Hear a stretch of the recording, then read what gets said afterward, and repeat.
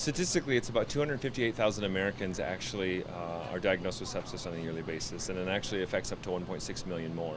And not necessarily that they're diagnosed, but they're actually getting treatment for it. They have infections related to it. September is recognized as Sepsis Awareness Month, and despite the fact that sepsis affects more than 1 million Americans each year and kills up to a quarter of them, a survey published by Sepsis Alliance found that fewer than half of Americans have ever even heard of the term sepsis. It's a complex disorder that sometimes looks like other types of diseases for one reason. Sepsis is a dysregulated immune response to an infection. The body's immune system releases chemicals into the blood to fight infections, but sometimes those chemicals can cause inflammation.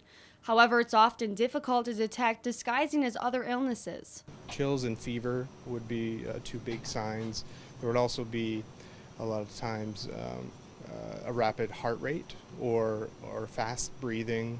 Sometimes folks that come in with sepsis will be altered or not themselves, so they're not interacting with their environment like they usually do.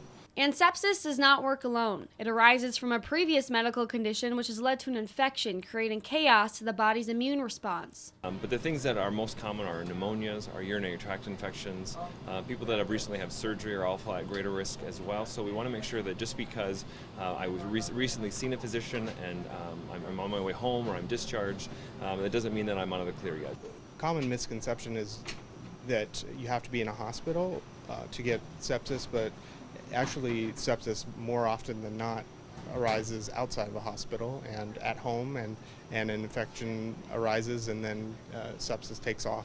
And Dr. English also says that people should be evaluated by their primary care provider as soon as they feel unwell or family members recognize that they're not themselves. Emily Olson, News Center 1.